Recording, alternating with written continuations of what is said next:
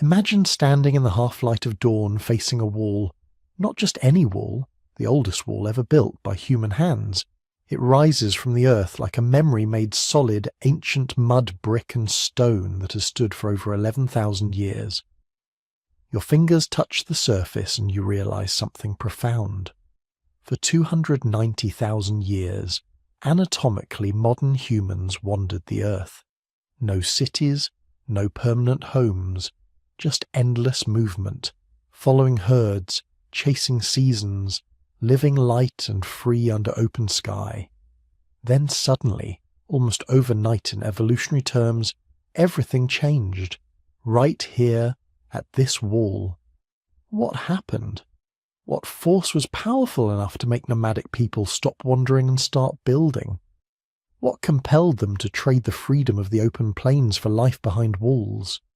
This is the mystery that has obsessed archaeologists for nearly a century, and the answers they've found are way stranger than anyone expected.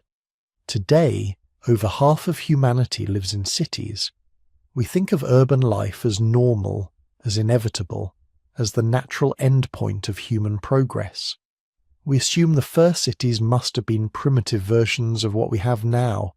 Simple mud huts clustered around a well, maybe a basic temple, early humans just figuring things out. Wrong. The first cities were nothing like what we imagined. No kings, no palaces, no temples towering over cowering masses.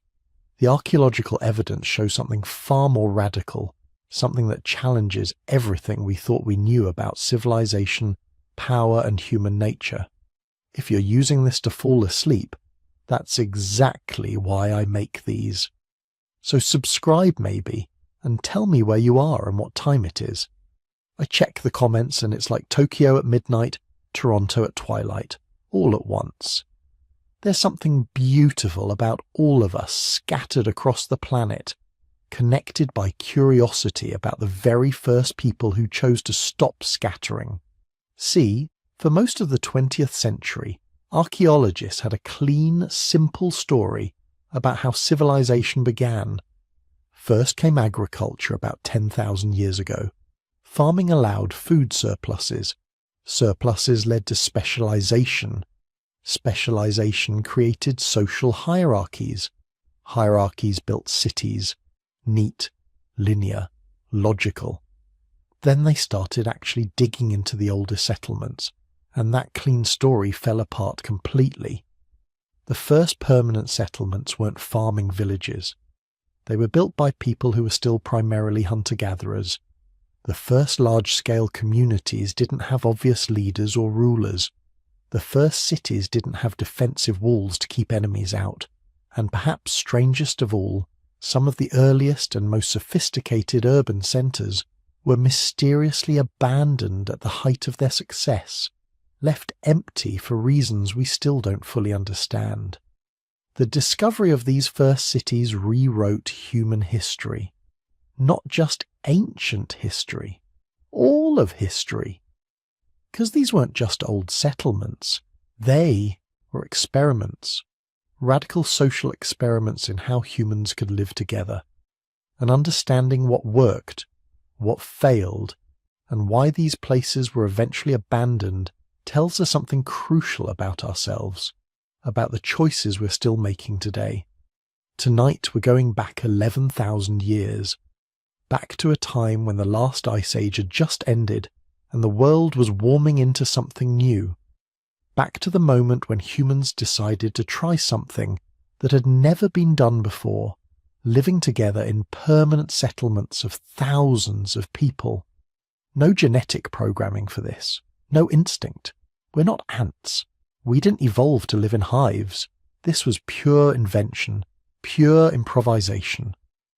We're going to walk the narrow streets of the oldest urban centres. We're going to enter the houses, surprisingly sophisticated houses, with their walls covered in strange art. We're going to meet the people, see what they ate, what they believed, how they buried their dead. We're going to witness their triumphs and their failures, the moments of breathtaking creativity and the evidence of shocking violence. Most importantly, We're going to try to answer the biggest question of all: why? Why did they do it? What did they gain by giving up the mobile life their ancestors had lived successfully for hundreds of thousands of years? And what did it cost them? Because here's what the archaeological evidence reveals. Becoming civilized nearly killed us. The first cities were disease-ridden, violent, and short-lived. Life expectancy actually dropped when people moved into permanent settlements. People got shorter, sicker, more stressed. Their bones tell a story of malnutrition and hard labor that nomadic hunter-gatherers rarely experienced. So why didn't they just leave? Why did they keep building, keep trying, keep experimenting with urban life even when it was clearly making them miserable? The answer is written in the walls, the oldest walls, and it's not the answer anyone expected.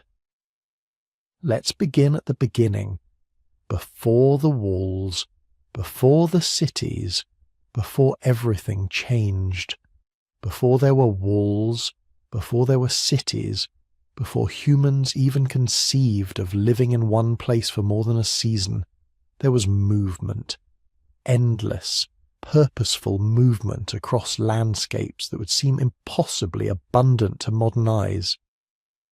Picture this: 15,000 years ago, somewhere in what we now call the Fertile Crescent. The Ice Age is finally releasing its grip on the planet. Glaciers that had covered much of Europe and Asia for 100,000 years are retreating northward, and in their wake something miraculous is happening. The Middle East is transforming into a paradise, not the desert we think of today, not the dry, harsh landscape of modern Syria, Lebanon, or southeastern Turkey. This was something else entirely. A Mediterranean climate on steroids, rainfall that would make a modern farmer weep with joy, temperatures perfect for plant growth nearly, year-round, and stretching across the hills and valleys from the Mediterranean coast to the Persian Gulf, endless fields of wild wheat, barley and rye. These weren't the domesticated crops we know today. These were their wild ancestors, growing so thick in some areas you could walk for miles through chest-high grain. Anthropologists call this period the Natufian, named after a valley in Israel where the first evidence was discovered. But that name doesn't capture the sheer abundance of what was happening. This was nature's experiment in plenty, a test run for what agriculture might look like without humans having to do any of the work. And it wasn't just plants. The grassland supported herds of gazelles numbering in the tens of thousands, wild cattle, deer, onagers, wild sheep and goats, flocks of birds so vast they darkened the sky during migration seasons. Rivers and streams teemed with fish. The landscape was a protein buffet that renewed itself every year. Into this paradise came small groups of human hunter-gatherers, your ancestors, people who had spent the previous 200,000 years perfecting the art of survival through mobility. They knew how to read landscapes, how to track animals, how to identify hundreds of edible plants. They could predict where resources would appear months in advance based on subtle environmental cues. They were experts at not staying put. Typically, a hunting-gathering band numbered maybe 25 to 50 people, extended families mostly, a few adult males, their partners, children, maybe some elderly grandparents who served as repositories of knowledge. They moved constantly, following the game, tracking the seasonal ripening of plants, always staying where the resources were most abundant. They travelled light because they had to. Everything you owned, you carried.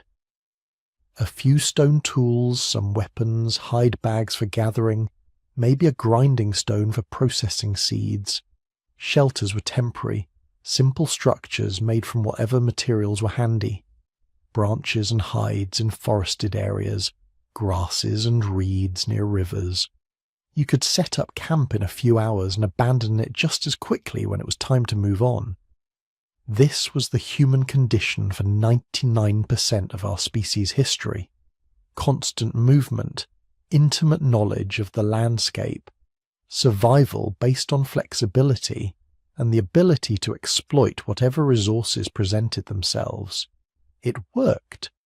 Our ancestors weren't just surviving, they were thriving, spreading across every continent except Antarctica, adapting to environments from tropical rainforest to Arctic tundra.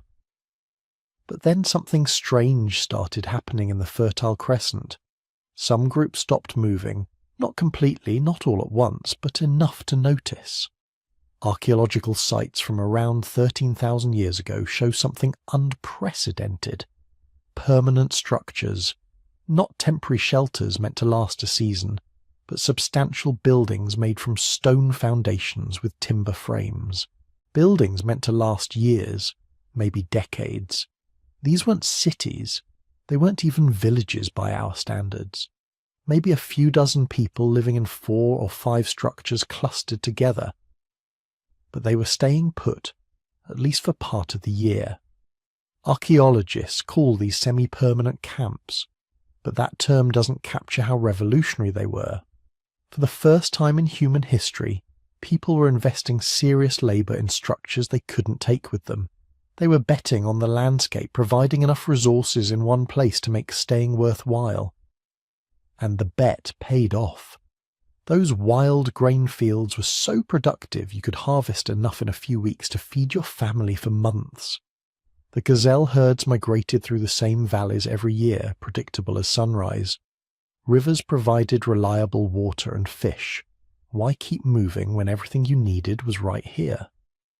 So they stayed, and staying changed them in ways nobody could have predicted. When you're mobile, possessions are a burden. Every pot, every tool, every decorative item is something you have to carry.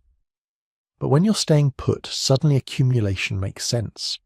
Archaeological sites from this period start showing elaborate grinding stones, storage pits, decorative objects made from shells and stones, things that would have been impossibly impractical for mobile hunter-gatherers. More importantly, staying put changed their relationship with the land itself. Mobile hunter-gatherers see territory as something you pass through, a resource to be exploited and then left behind.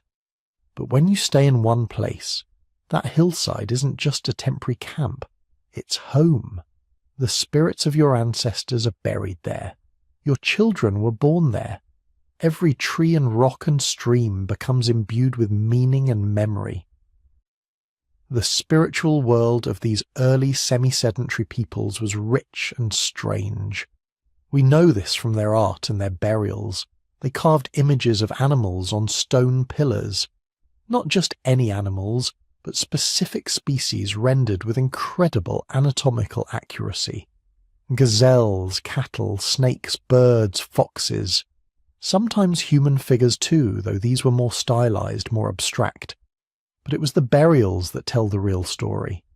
They buried their dead beneath the floors of their houses. Right there, under where the living walked and slept and ate.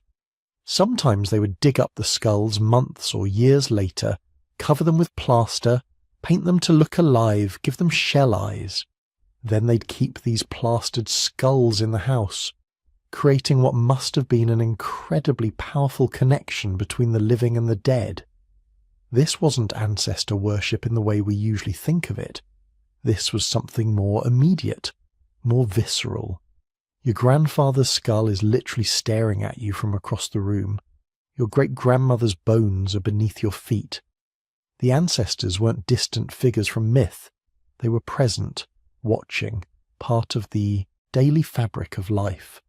And the animals weren't just food anymore. They were spiritual beings, partners in a cosmic drama that humans were only beginning to understand. Some sites show elaborate feasting remains, hundreds of gazelle bones from communal hunts, suggesting ritual meals that brought scattered groups together. These weren't just practical activities.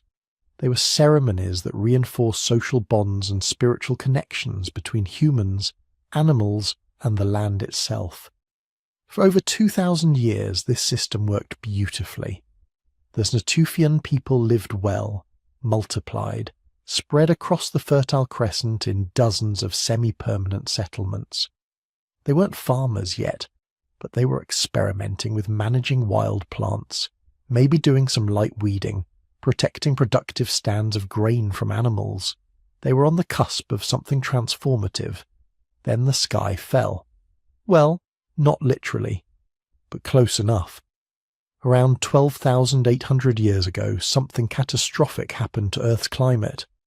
We call it the Younger Dryas, named after a flowering plant that suddenly became common across Europe.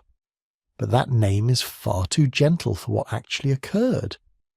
In less than a decade, possibly in just a few years, average temperatures across the northern hemisphere dropped by 10 to 15 degrees Celsius. The warm, wet climate that had turned the Fertile Crescent into paradise vanished like someone flipping a switch. The cause is still debated.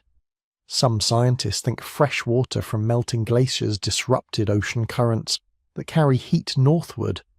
Others suggest a comet impact or volcanic eruption. What matters is the effect. Those endless fields of wild grain withered and retreated to tiny refuges. The gazelle herds crashed as grasslands turned to scrub. Rivers that had flowed year-round became seasonal. The buffet was closed.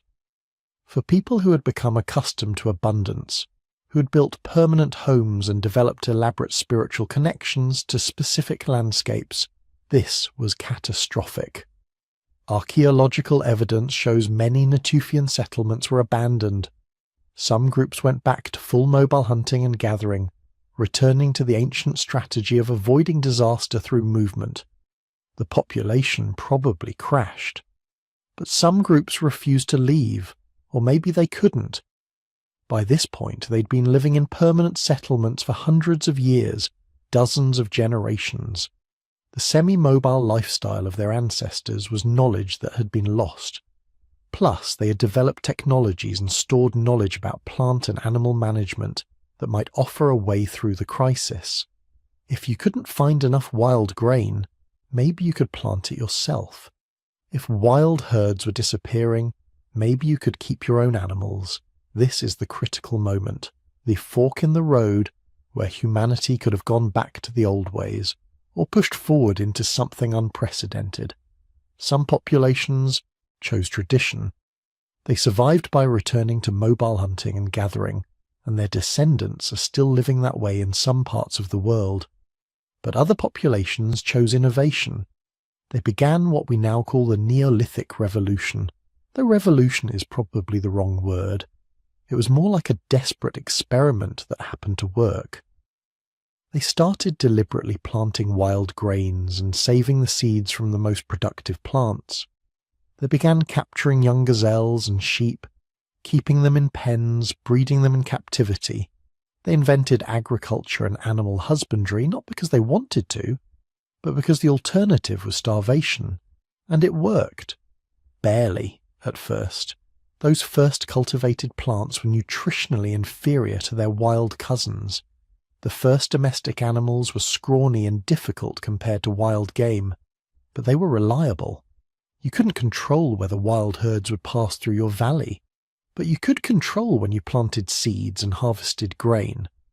You couldn't predict whether good hunting weather would cooperate, but you could count on your captive animals being there when you needed them.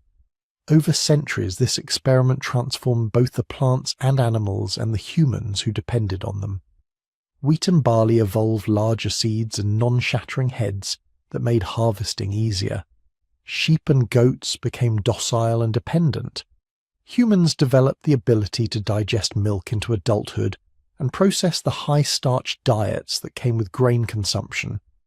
Coevolution in real time, driven by climate catastrophe. But this innovation came with a cost. Agriculture is brutally hard work.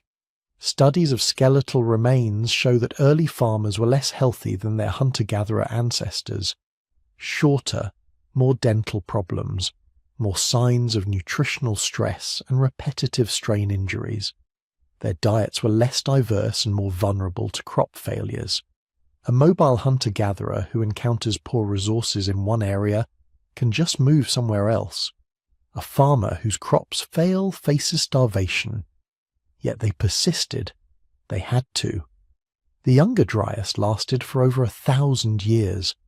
By the time the climate finally stabilized around 11,600 years ago, and warmth returned to the Middle East, the transformation was complete. Agriculture was established. Domestic animals were thriving. And humans had figured out how to produce their own food rather than just harvesting what nature provided. The question now was what to do with this new power.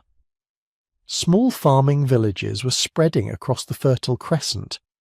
Populations were growing beyond anything seen during the hunting-gathering era. But these were still small communities, maybe 100 to 200 people at most, still organized along kinship lines, still small enough that everyone knew everyone else. Then one group, on one hilltop in southern Anatolia, decided to try something that would have been unthinkable just a few generations earlier. They decided to build not a village but a city, a place where thousands of people would live together surrounded by walls, creating the first true urban experiment in human history. They called their creation Çatalhöyük, and nothing would ever be the same. Let's talk about what happened roughly 9,000 years ago in what is now south-central Turkey.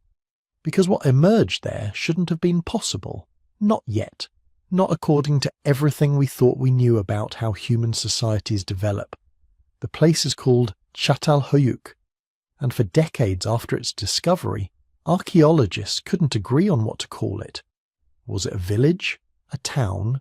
Something else entirely?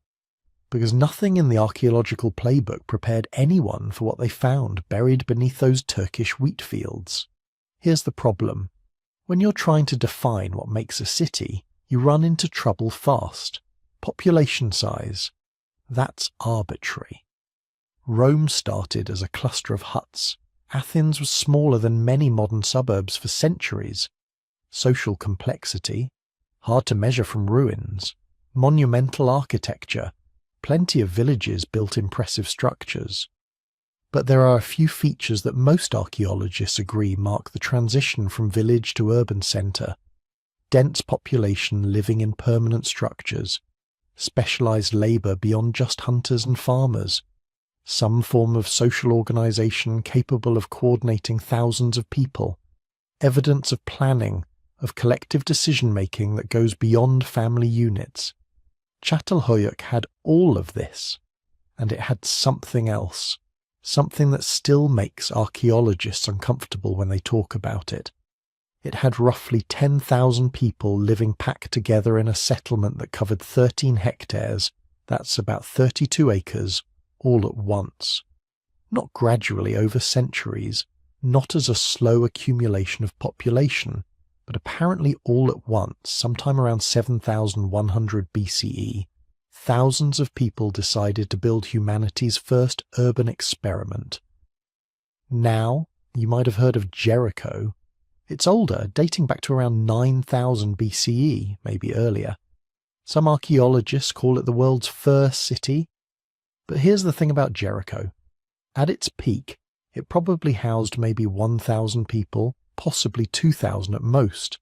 It had impressive fortifications, yes, that famous wall, those stone towers, but it was small, more like a fortified town than a true urban centre. Çatalhöyük was different. Çatalhöyük was massive, and it was weird.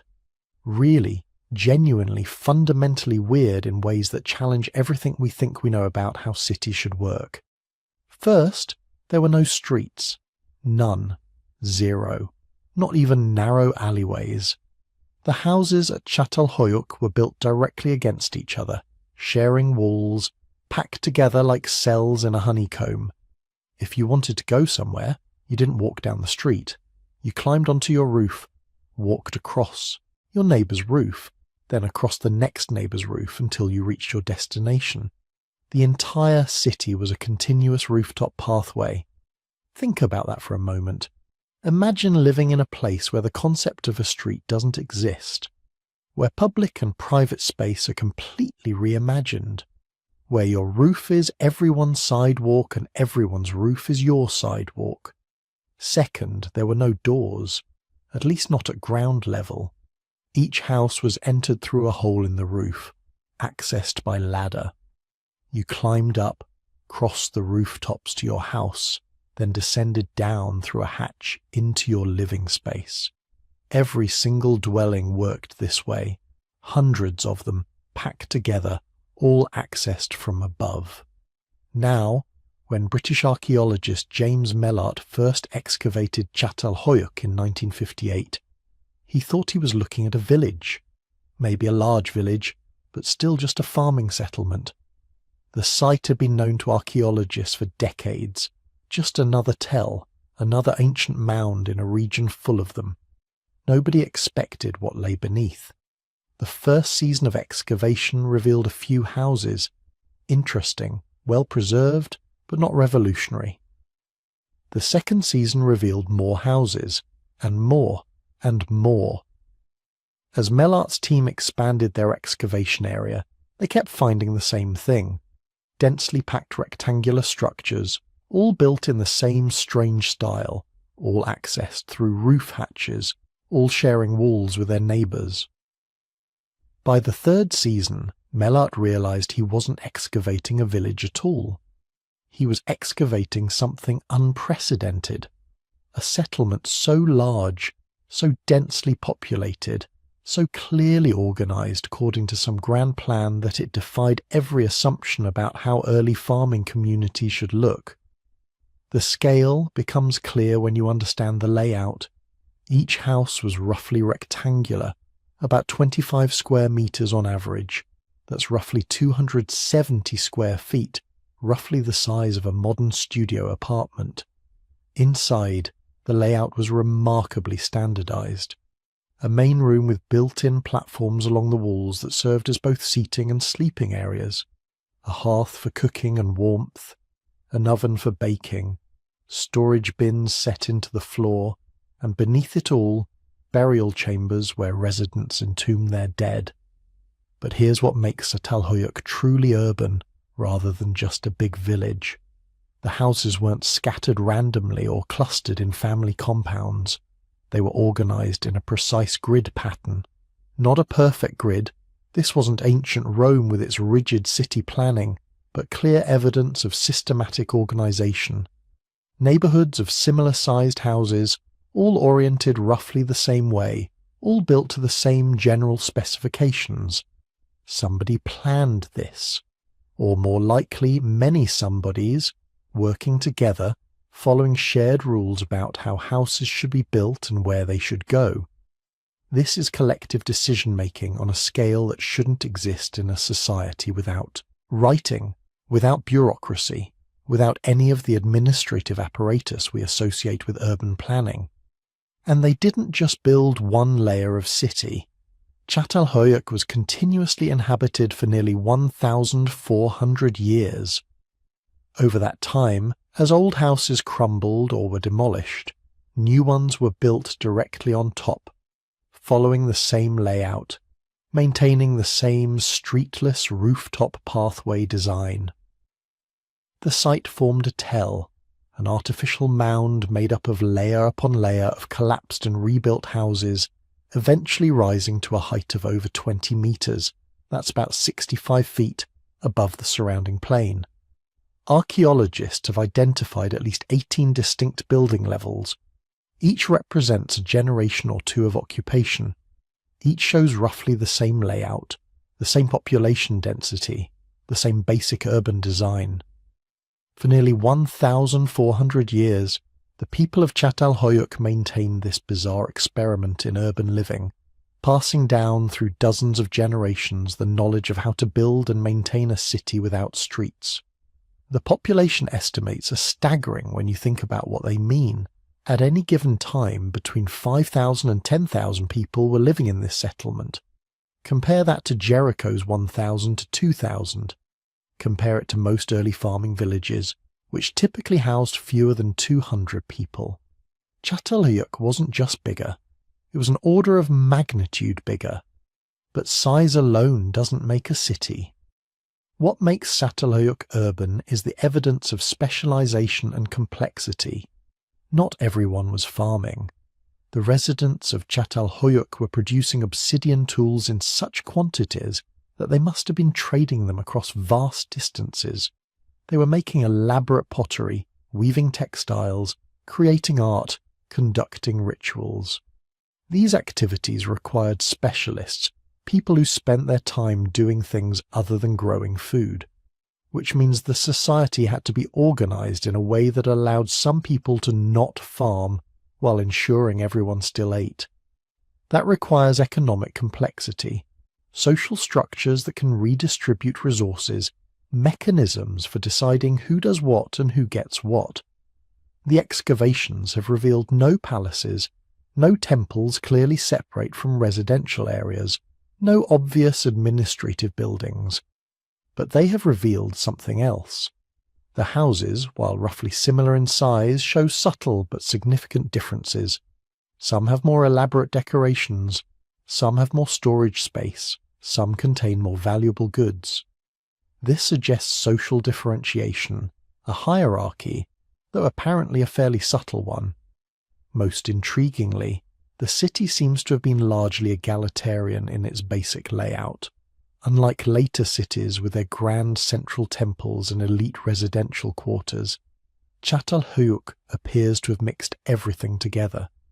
Rich and poor, if those terms even applied yet, lived side by side in nearly identical houses, all accessed the same way, all built to the same general plan. This challenges another assumption about urban development. We tend to think cities arise because of hierarchy, because powerful individuals or institutions can organize and control large populations. But Çatalhöyük suggests something different. Maybe cities can emerge from cooperation, from groups of people deciding together to live in a new way, maintaining rough equality even as population density explodes. Or maybe we're just not seeing the evidence of hierarchy clearly. Maybe the power structures at Çatalhöyük were expressed in ways that don't survive in the archaeological record. Social status based on knowledge rather than wealth. Political power exercised through ritual authority rather than force. These are possibilities, but we simply don't know yet. What we do know is that Çatalhöyük represents humanity's first successful experiment in urban density. 10,000 people living literally on top of each other, sharing walls, walking across each other's roofs, breathing each other's smoke, hearing each other's arguments and celebrations, all somehow managing to coexist for over a millennium. When you compare Çatalhöyük to its contemporaries, the achievement becomes even more remarkable. Across the Middle East, the Neolithic revolution was in full swing. People were domesticating plants and animals, settling down, building permanent villages. But most of these settlements housed a few dozen people, maybe 100 or two at most. They were extended family groups, kinship networks, small enough that everyone knew everyone. Çatalhöyük shattered that scale. It forced humans to figure out how to live with strangers, how to maintain order without the bonds of kinship, how to make collective decisions involving hundreds of households. It was a laboratory for urban social organization, and somehow, against all odds, it worked. For 1,400 years it worked. That's longer than Rome dominated the Mediterranean, longer than the United States has existed, longer than most civilizations maintain any kind of stability. The people of Çatalhöyük solved problems that would plague cities for millennia to come. Sanitation, resource distribution, conflict resolution, maintenance of public spaces, even if those public spaces were everyone's rooftops. And then we lost it. For 8,000 years, Çatalhöyük was forgotten. The site was abandoned sometime around 5,600 BCE, for reasons we still don't fully understand. The ruins gradually eroded and were buried under millennia of dust and vegetation. The wheat fields grew over it. Farmers ploughed the earth above it, never knowing they were walking over the remains of humanity's first urban experiment. When Mellart finally excavated it in 1958, he was uncovering not just an ancient settlement, but proof that our ancestors were capable of social complexity far earlier than anyone had imagined, that they could organise, cooperate and innovate on massive scales without writing, without bureaucracy, without any of the tools we think are necessary for urban life. Çatalhöyük changed everything we thought we knew about the birth of civilization, but it also raised more questions than it answered. How did 10,000 people actually live in this maze of rooftop pathways? What did daily life look like? And perhaps most importantly, what were they thinking? What beliefs, what worldview could convince thousands of people to abandon the open villages of their ancestors and pile together into humanity's first city? To answer those questions, we need to climb down through one of those roof hatches and step inside. You wake up in darkness. Not complete darkness, because there's never complete darkness in Çatalhöyük. The hearth in the corner still glows faintly from last night's fire, casting dim orange light across the white plaster walls. Above you footsteps, always footsteps, because in the world's first city nobody walks on streets. They walk on roofs. Your roof, everyone's roof. The sleeping platform beneath you is hard, packed earth covered with reed mats and animal skins. Next to you, your family still sleeps.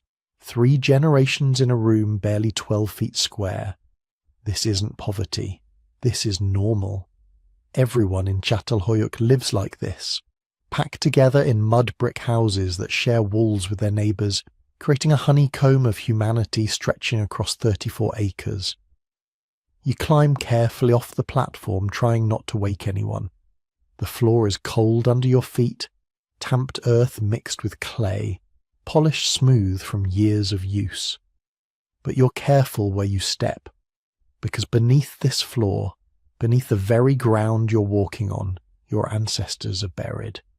Your grandmother is somewhere under the northwestern corner.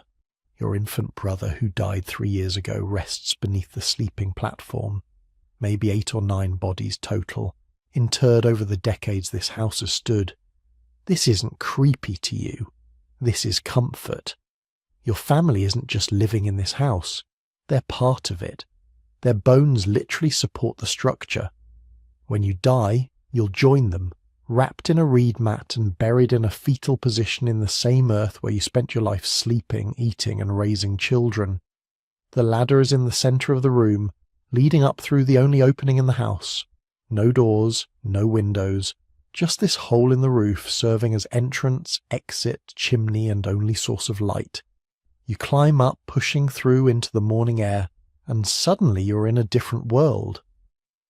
The rooftops of Çatalhöyük stretch in every direction, a vast expanse of flat mud brick surfaces broken up by countless ladder holes and the occasional courtyard where smoke rises from communal ovens. People are already moving, walking from roof to roof, balancing baskets on their heads, carrying water jars from the river, leading goats across the tops of houses. This is the real city. Not down in those dark rooms below, but up here where everyone can see and be seen, where gossip travels faster than fire, where a woman carrying a basket of obsidian cores can be spotted from 100 yards away, and everyone knows she's been trading with the merchants from the volcano territories. The sun is just coming up over the Konya plain, turning the sky pink and orange. In the distance you can see the twin volcanoes of Hasan Dağ, 60 miles away but visible on clear mornings. That's where the obsidian comes from, the black volcanic glass that's made Çatalhöyük wealthy. Without those volcanoes, this city probably wouldn't exist. But we'll get to that. First, you need to eat. You make your way across the roofs, following paths worn smooth by thousands of feet. Some roofs have low walls around the ladder holes to keep children from falling in. Others are completely open, and you have to be careful not to step into someone's house by accident. The etiquette is simple, though. If you can see the ladder, you can walk near it. If you can't, you're trespassing. The communal oven is in a courtyard 3 houses over. Several families use it, taking turns baking bread, roasting meat, and preparing the einkorn wheat that's become the staple of life here. Inkhorn is a recent innovation, relatively speaking. Your great-grandparents ate mostly wild grains and game. Now people are deliberately planting wheat, tending it, harvesting it. Nobody calls it agriculture yet. Nobody calls it anything. It's just what you do to survive. A woman is already at the oven, shaping flat discs of dough mixed with water and wild lentils. The smell is incredible, yeasty and warm. You exchange greetings, news about whose child is sick, whose husband brought back a deer yesterday. This is how information flows in Çatalhöyük, through these casual morning conversations that connect every household to every other household within a few degrees of separation. The bread is ready quickly, baked on hot stones inside the clay oven. You take your portion and head back to your house, but you don't go inside yet. Instead, you sit on the roof, legs dangling over the edge, eating warm bread and watching the city wake up. And it is waking up. By now, hundreds of people are moving across the rooftops. You can identify occupations by what they're carrying. The obsidian workers head to the southern edge of the settlement where the workshops are. The textile weavers gather in certain courtyards where the light is best. The potters make their way to the clay pits just outside the city, carefully navigating down the outer ladders that connect the roof level to the ground. Because that's the thing about Çatalhöyük. The ground level barely exists. Oh, there are narrow alleys between some houses where rainwater drains and refuse piles up. There are workshops built into the gaps between buildings, but there are no streets, no plazas, no public squares. Everything important happens on the roofs or inside the houses. The city isn't built horizontally like modern cities. It's built vertically, a dense cluster of rooms stacked together with life happening above them. You finish eating and head inside to start your work. Your family makes obsidian tools. Not the finest work, not the mirrors and ceremonial blades that take months to produce, but basic tools, cutting flakes, scrapers, knives that people use every day. It's skilled work, requiring knowledge passed down through generations, but it's not specialized enough that you only do this. Nobody in Çatalhöyük only does one thing. The obsidian cores are stored in the southwestern corner of the main room, wrapped in leather to protect them. You take one out, feeling its weight, examining it for flaws. Obsidian is tricky material. Hit it wrong, and the whole piece shatters. Hit it right, and you can produce edges sharper than modern surgical steel. You work through the morning, using an antler hammer to carefully strike flakes off the core. Each piece requires judgment, angle, and force calculated by feel and experience. The sound echoes in the small room, a sharp crack each time stone meets stone. Your children watch, learning. Your mother offers advice, correcting your angle when you're about to make a mistake she can see coming from decades of experience. By midday, you have a dozen usable blades. Not bad. These will trade for food, for textiles, maybe for one of those ceramic pots that a family across the settlement makes. Because that's how Çatalhöyük works. No markets, no money, just networks of exchange connecting households that produce different goods.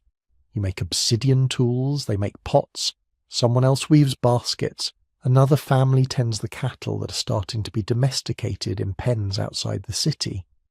The cattle are new, like the inkhorn wheat.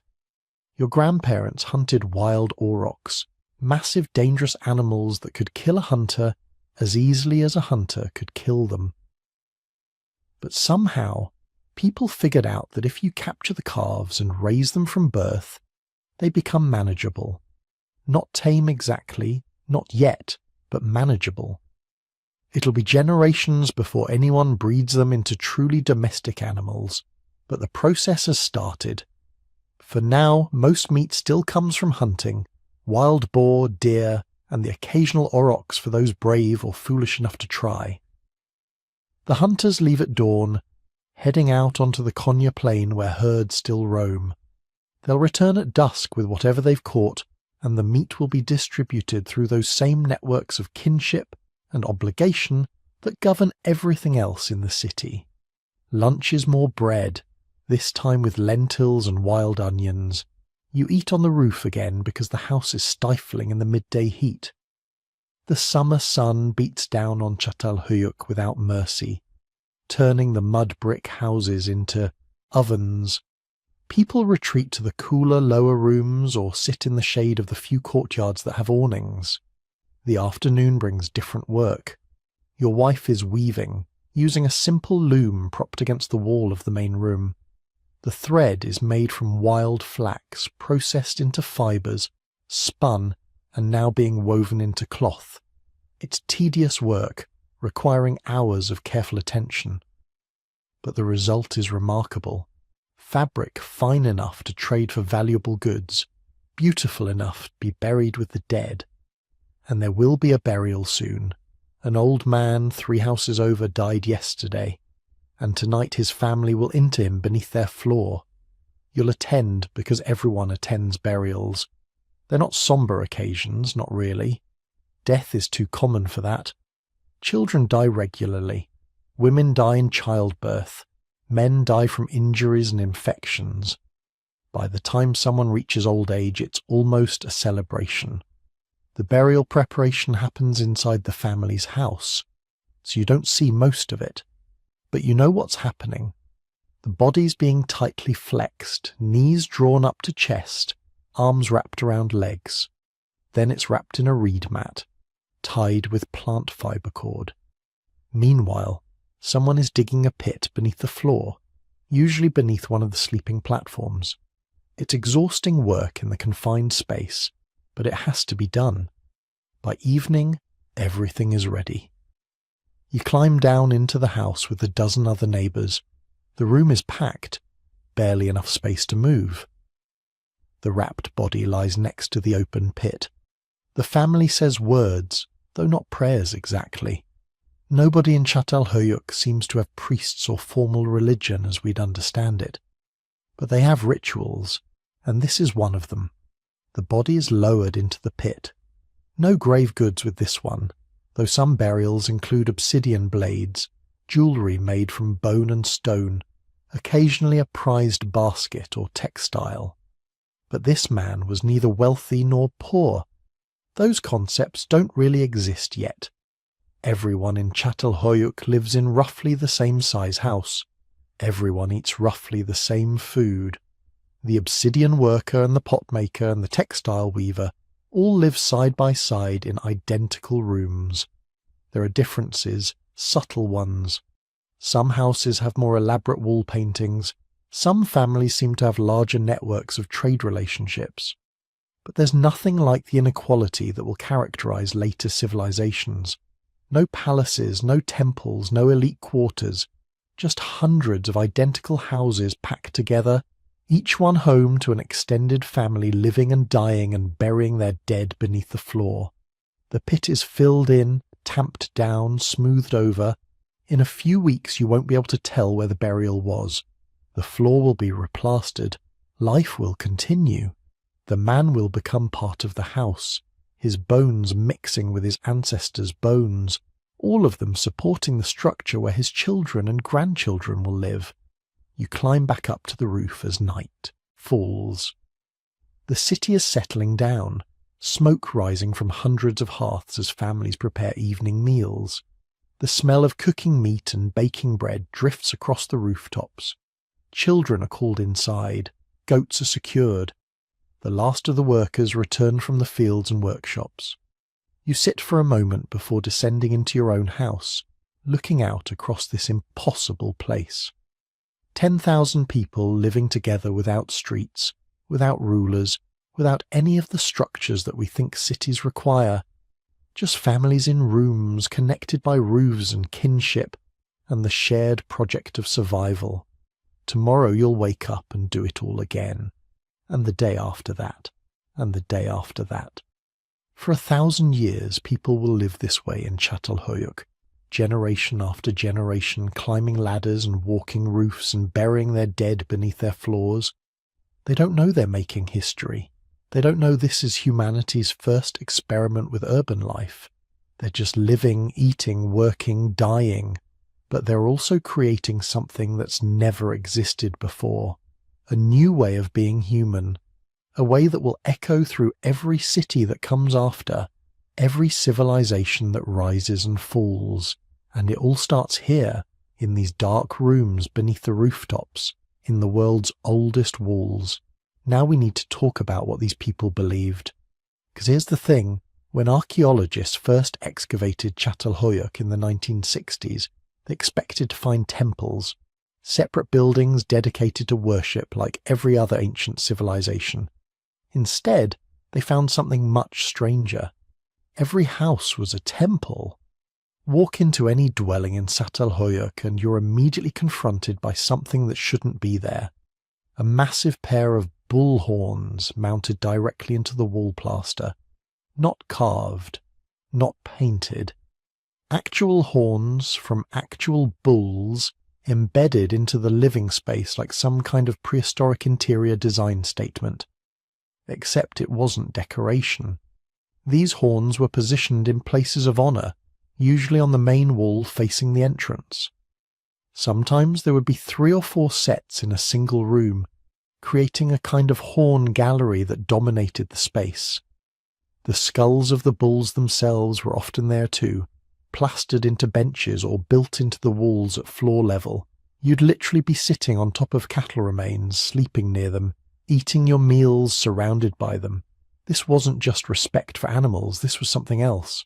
Something about control, about dominance, about transforming wild power into domestic order.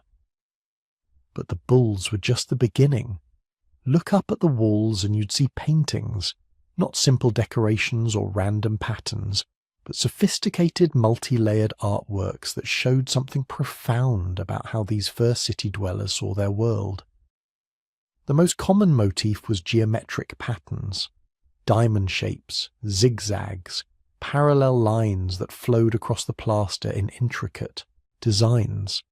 At first glance they look almost modern, like abstract art from the 20th century.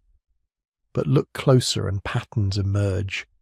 Some archaeologists think these geometric designs are actually maps, topographical representations of the landscape around the city.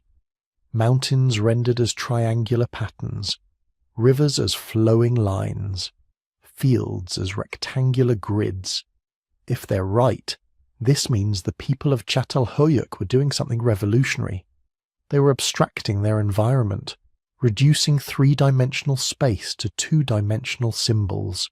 They were thinking cartographically thousands of years before anyone supposedly invented maps. They were taking the chaotic natural world and organizing it into comprehensible patterns on their walls. But not all the paintings were abstract. Some were brutally, vividly realistic. Leopards, painted life-sized, stalking across walls in hunting poses. The artist captured every muscle, every spot, every detail of these apex predators, and they weren't painted in safe, distant corners. They were positioned at eye level, sometimes appearing to leap directly at whoever entered the room. Think about what that means psychologically. You're living in humanity's first real city. You've left behind the hunter-gatherer lifestyle, where you existed as part of nature's food chain. You've built walls, domesticated animals, created civilization. And yet you're painting the things that used to hunt your ancestors directly onto your living room walls. You're bringing the wild into the domestic space, refusing to forget what you came from. Even more unsettling are the vulture paintings. Huge birds with massive wingspans, sometimes shown attacking or carrying away what appear to be human bodies. Headless corpses surrounded by vultures became a recurring theme in multiple buildings. Archaeologists debated for decades what this meant. Were these scenes of death and decomposition, evidence of sky burial practices where bodies were left for birds to consume, or something more symbolic, Representations of the soul's journey after death? The answer probably involves all three, because the people of Çatalhöyük had a very particular relationship with death, one that modern people would find deeply strange. They kept their ancestors in the house. When someone died in Çatalhöyük, they weren't taken away to some distant cemetery. They were buried right under the floor of the family home, multiple generations stacked on top of each other in shallow graves beneath the very platforms where people slept and ate. You were literally living on top of your dead relatives. But it gets weirder. Sometimes, after the body had been buried long enough for the flesh to decompose, people would dig it back up. They'd carefully remove the skull, then replaster it. They'd rebuild the face in clay, painting the features, recreating the person's appearance in a kind of prehistoric death mask. Then they'd keep these plastered skulls in the house, positioned in special niches or platforms, watching over the living like ancestral guardians. We've found dozens of these plastered skulls at Çatalhöyük. Some show evidence of being repainted multiple times over years or decades, suggesting they were maintained, cared for, possibly even handled during special rituals. The people weren't just honouring their dead, they were keeping them present, refusing to let them disappear into the past. This tells us something profound about the first city dwellers' worldview. They hadn't developed our modern concept of separation between life and death, sacred and secular, human and animal. Everything was interconnected. Your ancestors were beneath your feet. Wild animals decorated your walls. The power of bulls was trapped in plaster. The natural and supernatural occupied the same space. And then there's the most famous artifact ever found at Çatalhöyük, the seated woman. She's a small figurine, maybe 6 inches tall, carved from clay and fired in a kiln. She sits on what appears to be a throne or chair, her arms resting on the heads of 2 large felines, probably leopards. Her body is massive, voluminous, representing either pregnancy or simply abundant flesh.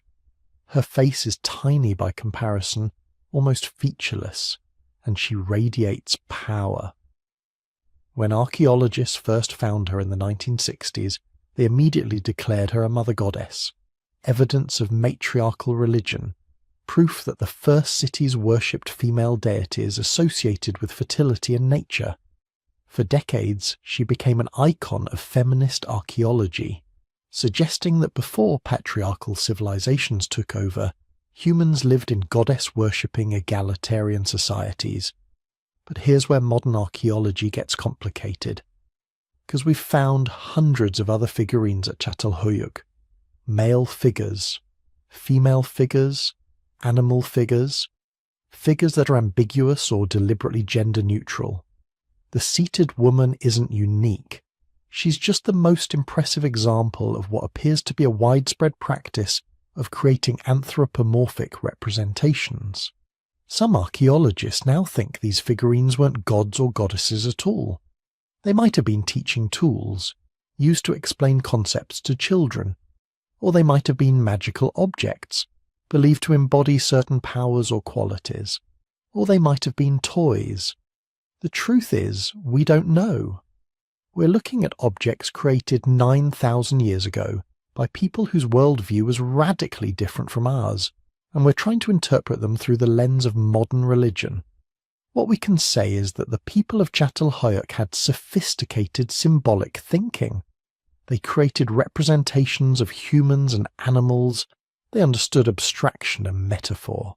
They engaged in practices that involved ritual, belief, and communal meaning-making.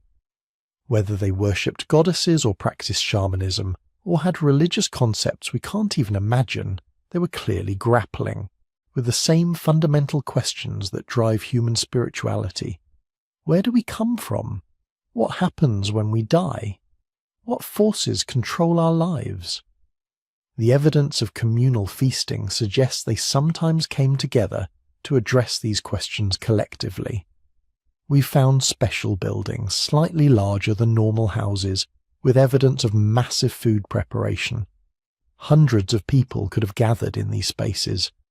Chemical analysis of the floors shows repeated episodes of feasting involving meat, grains, and possibly fermented beverages, something like beer or ale, though we can't be certain. Picture one of these gatherings. Maybe it's after the harvest, when food is abundant and the community can afford to consume lavishly. People climb down through the roof holes of their houses and make their way to the designated feasting building. Inside, fires are burning. Massive cooking pots are boiling grain-based porridge mixed with wild herbs. Meat is roasting, filling the space with smoke and smell. Someone, maybe a person with special knowledge about the spirit world, begins to speak or chant. The gathered crowd falls silent. What happened next is speculation, but it's informed speculation. Many archaeologists think Çatalhöyük had individuals who served as intermediaries with the spiritual realm, not priests in the formal sense because there don't seem to be religious hierarchies, but shamanic practitioners who could induce altered states of consciousness through fasting, rhythmic music, or possibly psychoactive substances. We know that several plants with consciousness-altering properties grew wild in the region around Çatalhöyük. Cannabis, opium poppies, certain species of mushrooms. Whether the inhabitants used them is uncertain, but they had the knowledge and the opportunity, and the art they created, those swirling geometric patterns and visionary animal images, has qualities that some researchers compare to imagery produced during trance states. This is where the psychology gets really interesting, because what these first city dwellers were doing was revolutionary at a cognitive level. For hundreds of thousands of years, humans had lived as part of nature. We moved with the seasons, we ate what we could hunt or gather, we sheltered in caves or temporary camps. We were embedded in the natural world, subject to its rhythms and dangers. Then in places like Çatalhöyük, everything flipped. Suddenly humans were controlling nature. We were growing our own food. We were choosing which animals to breed. We were building permanent structures that defied the weather. We were creating our own rhythms, our own patterns, our own order. But that transition was psychologically terrifying. By controlling nature, we'd separated ourselves from it. We created a new category, civilization. A human-made world distinct from the wild world outside the settlement. And that separation came with profound anxiety. That's why the walls were covered with wild animals. That's why bullhorns dominated the living spaces. That's why vultures carried away the dead in painted scenes. The people of Çatalhöyük were trying to bridge the gap they'd created. They were bringing nature into their homes, not just as decoration, but as a way of maintaining connection with the wild world they'd left behind. They were trying to control nature and honour it simultaneously, to dominate animals while respecting their power, to live in permanent houses while remembering their ancestors who'd lived under open skies. This tension between civilization and wildness, between human order and natural chaos, would define all of human history from that point forward. The people of Çatalhöyük were the first to feel it, the first to try to resolve it through art and ritual and belief. They didn't fully succeed. Nobody has. We're still grappling with the same fundamental contradiction. We want safety and order, but we're drawn to wildness and freedom. We want to transcend nature, but we can't escape our origins as animals who once lived in fear of leopards and depended on the cycle of seasons. The difference is, the people of Çatalhöyük were honest about this tension. They made it visible on their walls. They embedded it in their floors. They lived with it every single day, sleeping above their ancestors and beneath images of the wild. But this new way of living, this first experiment in urban civilization, came with costs that nobody could have anticipated. Costs that would only become apparent after people had been living behind walls for generations. But living in the world's first city came with a price written in bone, etched in teeth, carved into skulls that archaeologists would find millennia later. Because here's what nobody tells you about civilization. It made us sicker, more violent, more stressed. And for the first few thousand years, it probably shortened our lives. The evidence is right there in the skeletons. Walk through the storage rooms of any museum that holds remains from Çatalhöyük, and you'll see it. Bones that tell stories of suffering that hunter-gatherers rarely experienced. Diseases that didn't exist before people decided to live wall to wall with thousands of their neighbours. Start with the most obvious thing: teeth. Hunter-gatherer skeletons from before the agricultural revolution show remarkably healthy teeth. Strong, intact, minimal decay. Makes sense. They ate a varied diet of meat, wild plants, nuts, and occasional wild fruits. Tough foods that clean their teeth as they chewed. No sugar to speak of. Plenty of nutrients to keep their enamel strong. Now look at the teeth from Çatalhöyük. It's a different story entirely. Massive decay, abscesses, teeth worn down to nubs from grinding grain. Some individuals in their 20s and 30s had lost most of their molars, not from violence or accidents, but from simple rot. The kind of dental disease that comes from eating grain-heavy diets 3 times a day, every day, for your entire life. The wheat and barley that made urban life possible were also destroying people's teeth. Grain particles would get stuck between teeth and along the gum line, creating perfect breeding grounds for bacteria.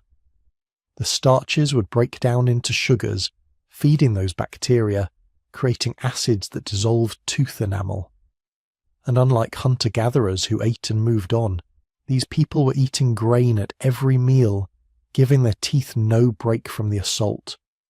Dental abscesses weren't just painful, they could kill you. Infections could spread to the jaw, the throat, eventually the bloodstream. In a world without antibiotics, a rotten tooth could be a death sentence, and these people had mouths full of them. But the teeth were just the beginning.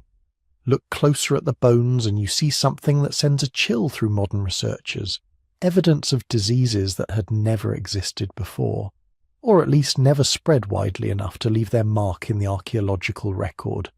Tuberculosis. The telltale lesions show up on ribs and vertebrae from Çatalhöyük. This was one of humanity's first experiences with what we now call a crowd disease. TB needs dense populations to survive.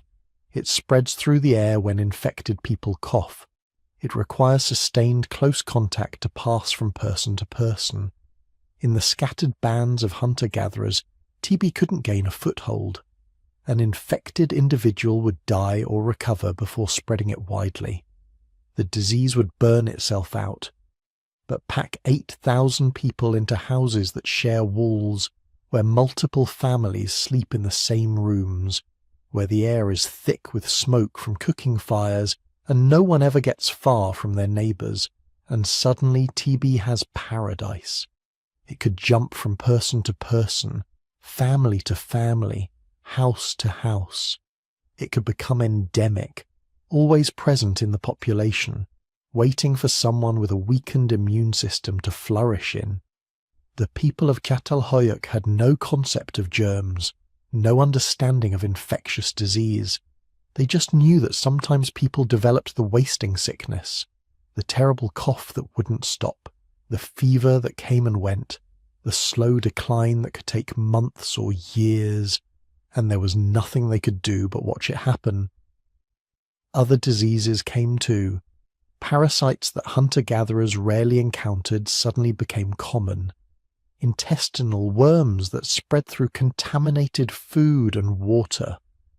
In a settlement where thousands of people were living in close quarters, where sanitation meant tossing waste outside or burying it in pits, where water sources could become contaminated, parasites found ideal conditions to spread. The skeletal evidence shows chronic anemia in many individuals, likely caused by hookworms and other parasites that feed on blood in the intestines. These people weren't just hungry for nutrients. They were literally having their blood drained by invisible parasites they couldn't even see. And then there's the violence. This part is controversial among archaeologists. Some researchers emphasize that Çatalhöyük shows relatively little evidence of warfare or organized violence compared to later cities. No massive defensive walls, no piles of bodies showing signs of battle injuries, no warrior burials with weapons. But look at individual skeletons and the story gets darker. Multiple skulls show healed fractures, not accidents, not falls. Blunt force trauma consistent with being hit on the head with clubs or heavy objects. The injuries healed, meaning these people survived, but someone had struck them hard enough to crack their skulls. One skull shows evidence of being hit multiple times over the course of a life. Healed fracture on the left side from years earlier. Another on the right from more recently. This person was in fights, repeatedly, and survived. But how many others didn't? Some archaeologists interpret this as evidence of interpersonal violence, fights between neighbours, domestic abuse, arguments that escalated to physical assault. When you're living literally on top of each other, pressed wall to wall with minimal privacy, tensions rise. Disputes over resources, over social status, over perceived slights or violations of social norms. Sometimes those tensions explode into violence. Others suggest the injuries might be accidental. People falling from roofs, construction accidents, the hazards of daily life in a cramped settlement. But the pattern of injuries, concentrated on skulls, often from behind or from the side, suggests something more deliberate.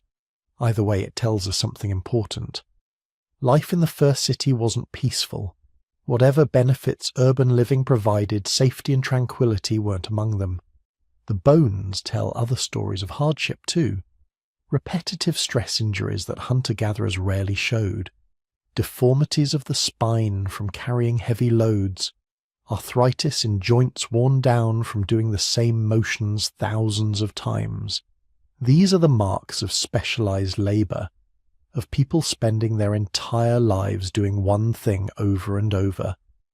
One woman's skeleton shows extreme wear on her knees and lower back, along with distinctive changes to her arm bones, probably from spending decades grinding grain, kneeling at a grinding stone for hours every day, using the same pushing and pulling motion to crush wheat and barley into flour.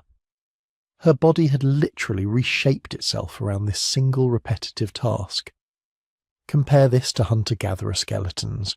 They show wear patterns consistent with varied activities: running, climbing, throwing spears, digging, carrying. Their bodies reflect lives of diverse movement and activity. The Çatalhöyük skeletons show lives of monotony, the same tasks, day after day, year after year, until their bodies broke down from the repetition, and they were dying younger. This might be the most damning evidence of all. Hunter-gatherer populations that we can study from the archaeological record show that individuals who survived childhood had a decent chance of living into their 50s or 60s, some even longer. But at Çatalhöyük, average life expectancy after childhood was probably in the mid-30s, maybe early 40s if you were lucky.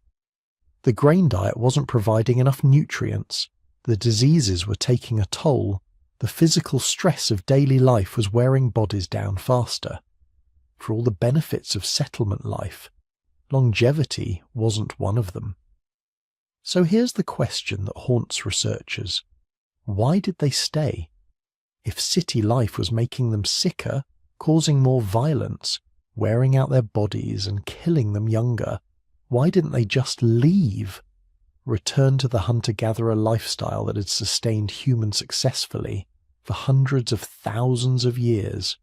Some probably did. The archaeological record shows population fluctuations.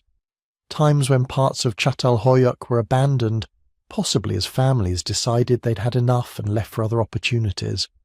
But most stayed, generation after generation, for over 1,000 years, enduring the diseases, the violence, the grinding labour, the shortened lives. Was it choice or necessity? That's what keeps anthropologists arguing. Some think it was a trap. Once you commit to agriculture and settlement life, you can't easily go back.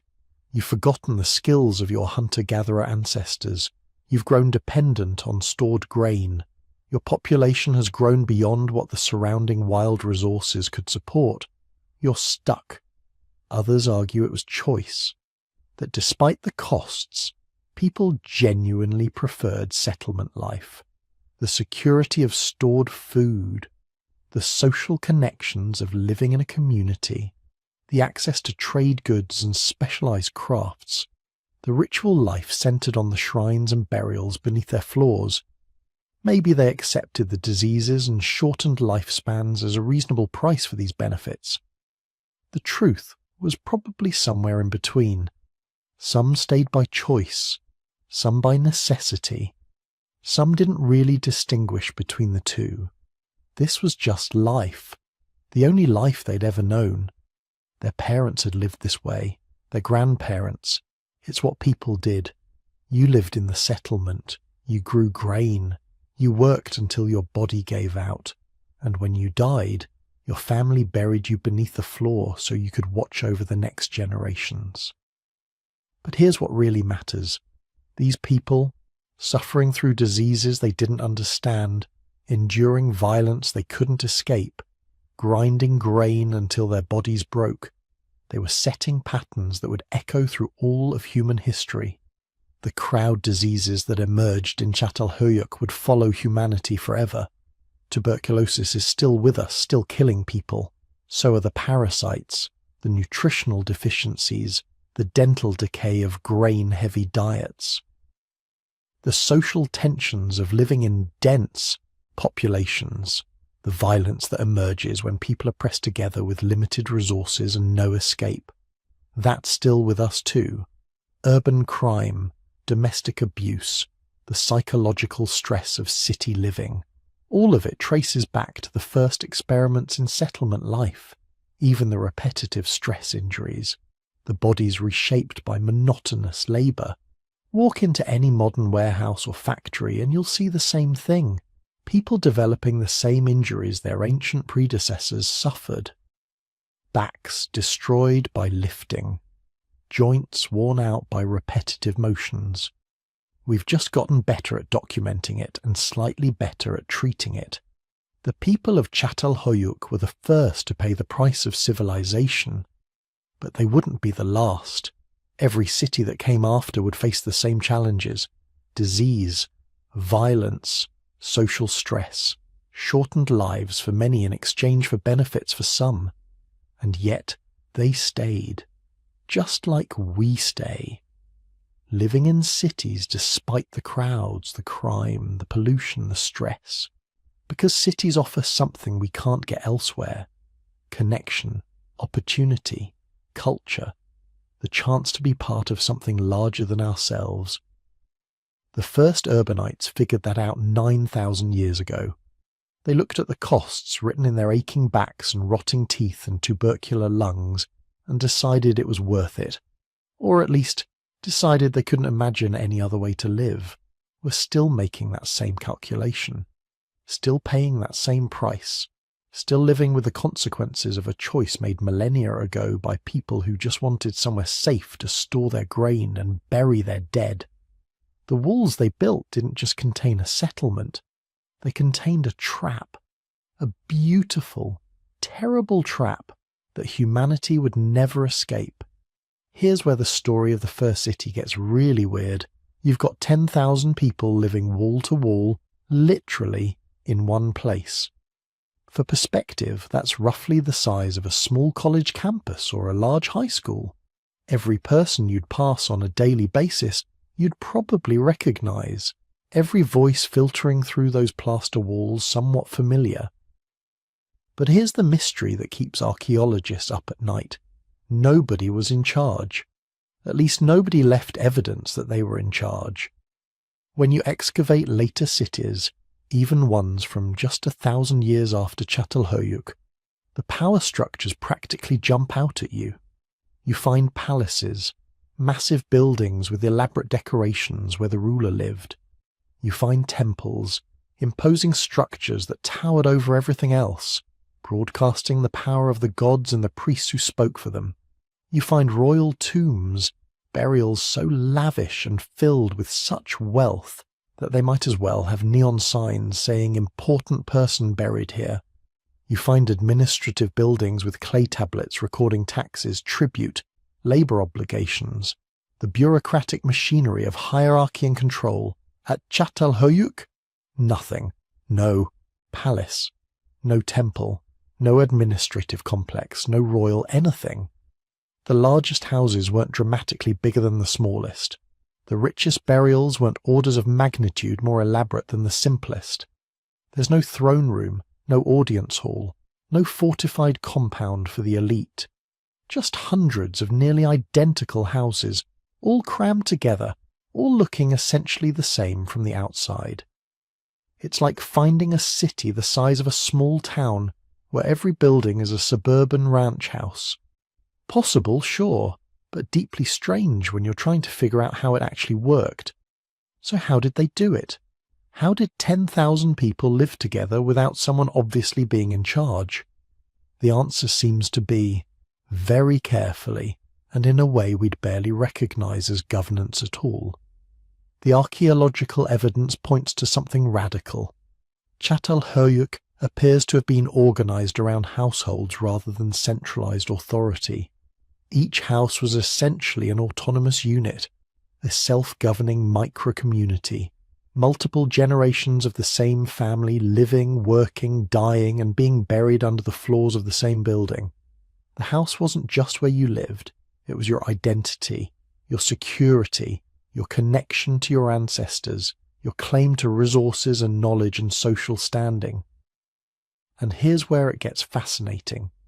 These weren't temporary arrangements. Houses at Çatalhöyük were continuously occupied and rebuilt on the exact same spot for hundreds of years. When a house became too old or damaged, the inhabitants would carefully fill it in, level it off, and build a new house directly on top. Same footprint, same orientation, same basic layout, like they were recreating their ancestral home over and over, maintaining continuity across generations. Excavators have found buildings with 5, 6, 7 layers of reconstruction spanning centuries. The same family, or their descendants, living in essentially the same house for periods that would dwarf the entire history of the United States. Your great-great-great-great-grandmother had slept in the same spot you sleep in, had ground grain at the same hearth, had buried her dead in the same corner under the same platform. The house was eternal, or as close to eternal as humans could make anything. This created an interesting social dynamic. Status and authority weren't about individual achievement so much as about ancestry and continuity. The oldest houses, the ones with the deepest histories, carried the most weight. Archaeologists call these history houses, and they're one of the few clear signs of social differentiation in the settlement. History houses are slightly larger than average, though not dramatically so. They're more elaborately decorated with more wall paintings, more plastered bull skulls, more evidence of ritual activity. Most tellingly, they show unbroken sequences of occupation spanning the entire history of the settlement. These were the founding houses, the original families, the lineages that could trace their presence back to the very beginning. And they seem to have held special positions in the community. Not rulers exactly. There's no evidence they could command others or extract tribute. But they were knowledge keepers, the houses where important rituals were performed, where communal decisions might have been made, where the stories and traditions that held the community together were maintained and passed down. Think of them less like kings and more like the oldest, most respected families in a small town. The ones everyone knows, the ones who've been there forever, whose opinions carry weight not because they have power, but because they have history. The difference is that at Çatalhöyük this wasn't informal social convention, it was literally built into the architecture. The history houses were physical embodiments of continuity and tradition. Knowledge transfer happened through these houses in ways that would have seemed natural to the inhabitants, but look alien to us. You didn't go to school. You learned by living in your house, watching your parents and grandparents, participating in the daily rhythms of work and ritual that had been performed in that exact space for centuries. The walls themselves were teaching tools, covered in paintings and plaster reliefs that encoded important information about hunts, dangers, spiritual beliefs. And when your grandparents died, they weren't taken away to some distant cemetery. They were buried right there, under the platform where you slept. You literally slept on top of your ancestors every night. Try to imagine the psychological impact of that, the sense of connection, of obligation, of continuity. Your ancestors weren't abstract figures from the distant past. They were 3 feet below you, their bones mixing with the clay and ash that form the foundation of your world. This created natural checks on disruptive behavior. You couldn't just do whatever you wanted, because your actions affected not just you but your entire lineage. Cause problems, and you're not just risking your own status, you're risking the standing of your house, the reputation of your ancestors, the prospects of your descendants. Everything was interconnected across time in a way that modern individualistic societies can barely conceive. But what about gender? Surely in a society this old, this close to our hunter-gatherer origins, we'd expect to find rigid patriarchal structures, men dominating, women subordinate. Right? Wrong. Or at least not in any straightforward way. The burial evidence from Çatalhöyük is startling. Men and women are buried with essentially the same treatment, same body positions, same types of grave goods, same locations under the floors. There's no obvious hierarchy based on sex. Rich burials and poor burials both include males and females in roughly equal proportions. Some of the most elaborate burials with the highest quality goods belong to women. Some of the simplest belong to men. Analysis of skeletal remains tells an even more interesting story. Both men and women show evidence of hard physical labour, joint stress, muscle attachment points, patterns of wear that suggest everybody was working hard at a variety of tasks. But the patterns aren't identical between sexes, suggesting some division of labour, though less rigid than we might expect. Women's skeletons show distinctive wear patterns on their arms and backs consistent with grinding grain for hours every day. A brutal, repetitive task that modern people who've tried to replicate say is absolutely exhausting. But men's skeletons don't show these patterns, suggesting this was primarily female labour. Men's skeletons show more upper body development and more healed fractures, particularly in the arms and ribs, consistent with hunting large animals, butchering heavy carcasses, doing the kind of dangerous physical work that involves tools and unpredictable outcomes. So yes, there was division of labour. But here's what's wild.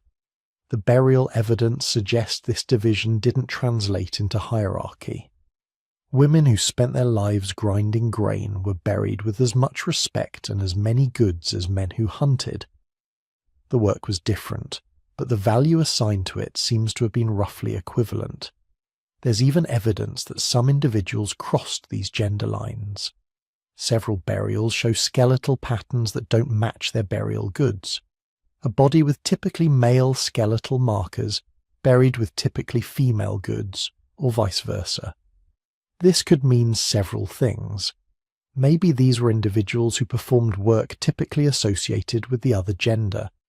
Maybe Çatalhöyük had social categories beyond our simple male-female binary.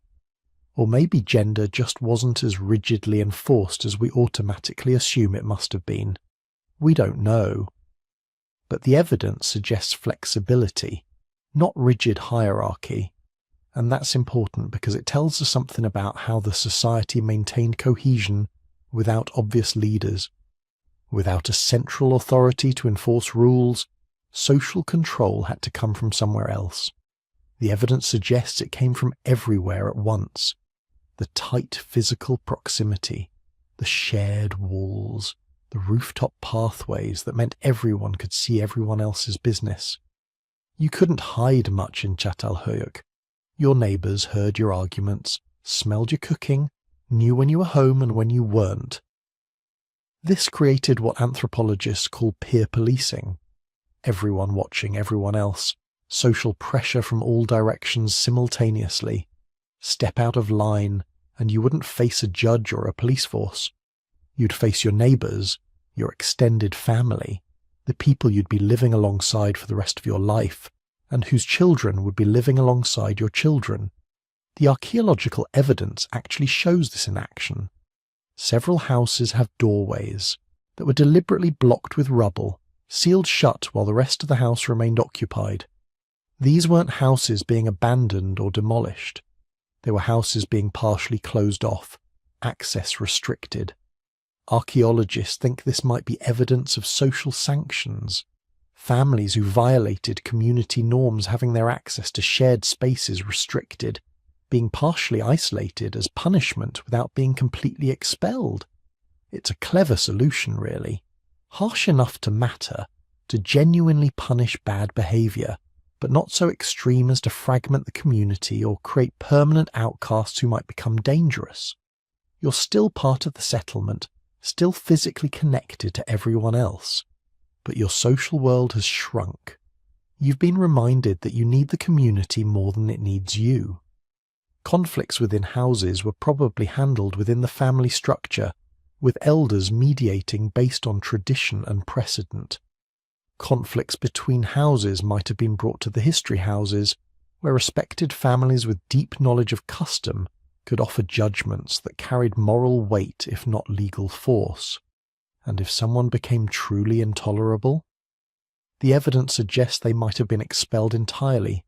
Several burials at Çatalhöyük show signs of violent death. Bodies with unhealed injuries, buried hastily without the usual ritual care. These might have been criminals or rule breakers who were killed or driven out and then later buried when their bodies were discovered. Or they might have been victims of inter-household violence that escalated beyond the community's ability to control. Violence was rare, but it existed. The society wasn't some peaceful utopia. It was 10,000 people crammed into close quarters with no escape valves, no way to just leave if you got angry or frustrated or couldn't stand your neighbours anymore. Occasionally things snapped. But the remarkable thing is how rarely they snapped. For over 1,000 years this system worked. Thousands of people across dozens of generations lived together without kings, without priests who wielded political power, without police, courts, or armies.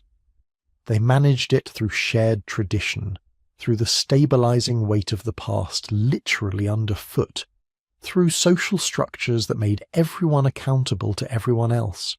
It's perhaps the most successful experiment in non-hierarchical large-scale living in human history, and nobody even knows it existed. But Çatalhöyük wasn't alone. While those 10,000 people were living shoulder to shoulder in their honeycomb city without streets, something else was happening about 500 miles northwest. Something that would challenge everything archaeologists thought they knew about the first cities. Picture this, the Jordan Valley around 9000 BCE, a natural spring gushing out of the ground at a rate of about 1,000 gallons per minute, creating an oasis in what would otherwise be harsh, semi-arid landscape. And around that spring, a settlement that looked nothing like Çatalhöyük. This was Jericho. And it had walls, not metaphorical walls, not boundaries made of custom and agreement, actual massive stone walls, 12 feet high and 6 feet thick, encircling the entire settlement. Walls that took thousands of hours of coordinated labour to build. Walls that announce to anyone approaching, this place is different. This place is defended. This place belongs to us. For decades, archaeologists debated which settlement deserved the title of first city, Çatalhöyük with its sprawling mass of interconnected houses, or Jericho with its clear defensive perimeter.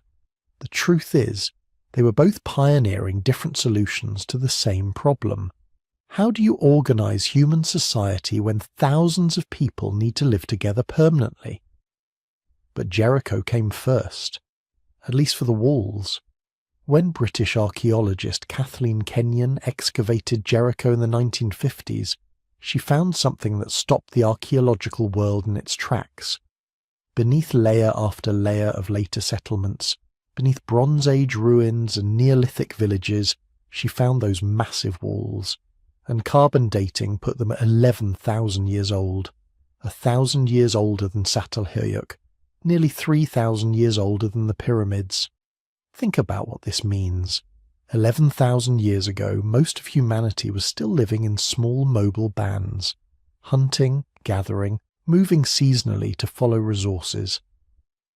Agriculture was just beginning in a few scattered locations. Pottery hadn't been invented yet. Neither had writing. Metalworking was still 6,000 years in the future. And yet somehow, in this one spot in the Jordan Valley, people had organized themselves sufficiently to quarry massive stones, transport them to a construction site, and stack them into walls that would still be standing 11 millennia later. But here's where it gets really wild.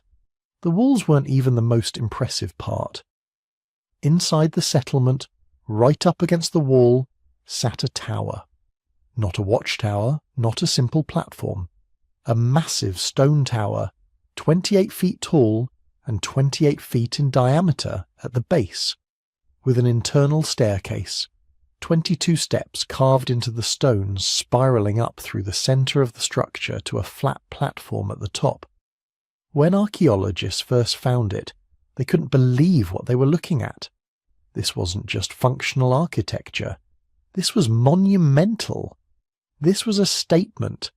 This was people 11,000 years ago deciding to invest thousands of hours of labour into building something that reached toward the sky. The question that kept everyone up at night was simple. Why? Why would people who had just barely transitioned from hunting and gathering invest so much energy in building walls and towers? What were they defending against? What were they watching for? Or was defense even the point? The biblical connection didn't help. Everyone knew the story. Joshua and the Israelites marching around the walls of Jericho, blowing their trumpets, watching the walls come tumbling down. For centuries this narrative coloured everything. Early archaeologists came to Jericho looking for evidence of the biblical account, trying to match archaeological layers to Bronze Age invasions. But the walls Kenyon found were far older than any biblical timeline. They dated to a period before recorded history, before writing, before the Israelites, before the Egyptians had even begun building their first monuments. These walls belong to a different story entirely, a story we're still trying to understand. The first theory was obvious. Defense. Walls keep enemies out. Towers let you see them coming. Simple, logical, fitting with how we understand fortifications today. But there were problems with this theory. The Jordan Valley 11,000 years ago wasn't exactly crowded. Population density was still incredibly low. Warfare, at least as we understand it, probably hadn't developed yet. There's no evidence of weapons designed specifically for human combat, no evidence of violent destruction at this early level. So what were they defending against? Some archaeologists proposed floods. The settlement sat near a powerful spring in a valley that could channel flash floods during the rainy season. Maybe the walls weren't meant to keep people out, but to keep water out, channeling floodwaters around the settlement, protecting the houses and the all-important spring. But other archaeologists pointed out that If you're just trying to manage water, you don't need walls 12 feet high. You need berms, ditches, channels. Flood control doesn't require towers with internal staircases. The latest theory is perhaps the most intriguing. The walls weren't functional at all. They were symbolic, a boundary between the civilized world inside and the wild world outside, a marker of identity, a way of saying we're not like those nomadic hunter-gatherers wandering through the valley. We are settled, we are permanent, we're different. And the tower? Some researchers think it was astronomical. Analysis of its orientation shows it aligned with the setting sun on the summer solstice, and on that day each year the shadow of a nearby mountain would have fallen directly onto the tower just as the sun set. Maybe it was a calendar, a way of marking the passage of seasons, or maybe it was ritual, a connection between the human-built tower and the natural mountain, between the community and the cosmos. We don't know. And there's something beautiful about that uncertainty, something that reminds us these were people with their own reasons, their own beliefs, their own logic that might have made perfect sense to them but remains mysterious to us 11,000 years later. What we do know is that life in Jericho was dramatically different from life in Çatalhöyük, where Çatalhöyük had no streets. Jericho had clear pathways between structures. Where Çatalhöyük had houses all at the same elevation, all pressed together, Jericho had distinct buildings with space between them. Where Çatalhöyük had no obvious public buildings, Jericho had that tower, that wall, structures that required community coordination to build and maintain. The houses were different too. Where Çatalhöyük's homes were entered through the roof, Jericho's houses had doors at ground level, opening onto those pathways. Where Çatalhöyük buried their dead under the floors, Jericho created dedicated burial areas, separating the living and the dead spatially. Even the economy seems to have been different. Çatalhöyük shows evidence of relatively egalitarian distribution of resources. Most houses were similar in size and contents, but Jericho shows hints of emerging hierarchy. Some structures were larger, better built, contained more valuable goods. Some burials were more elaborate than others. It's almost like they were running different experiments. Çatalhöyük testing, where the humans could live in extreme density with minimal formal organization. Jericho testing, where the walls and boundaries and clear hierarchies could help organize urban life. And here's what's remarkable. Both experiments worked. Both settlements thrived for thousands of years. Jericho was continuously occupied for over 4,000 years at this early period. Çatalhöyük lasted about 1,400 years. Both eventually collapsed, but not because the basic model was flawed. Both proved that large-scale permanent settlement was possible. The population at early Jericho was smaller than Çatalhöyük, probably around 2,000 to 3,000 people at its peak.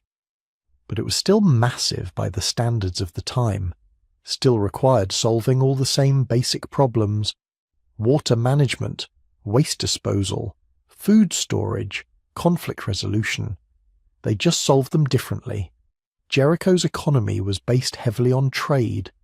The settlement sat at a crossroads, a natural stopping point for anyone moving through the Jordan Valley.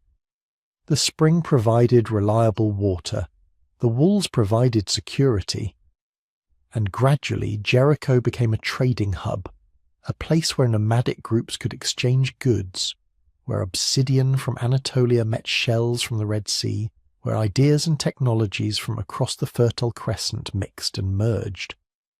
Archaeological evidence shows Jericho's residents were trading with communities hundreds of miles away.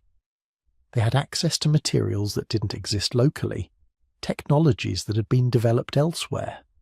They weren't isolated pioneers. They were connected, part of a broader network of early agricultural communities stretching from the Mediterranean to the Persian Gulf. And they were innovating. The tower itself represents a level of architectural sophistication that wouldn't be matched for millennia. The stonework shows planning, mathematics, engineering knowledge. Someone had to calculate load-bearing capacities, design the internal staircase, coordinate teams of workers. This wasn't just piling stones. This was construction in the modern sense. But perhaps the most interesting difference between Jericho and Çatalhöyük wasn't physical. It was psychological. The very existence of those walls suggests a different relationship with the outside world. Çatalhöyük had no walls, no defences, nothing separating inside from outside except the mass of the buildings themselves. This suggests either incredible security or incredible naivety. Either they had nothing to fear, or they hadn't yet learned to fear. Jericho's walls suggest the opposite, a consciousness of boundaries, of us versus them, of the need to mark territory and defend it.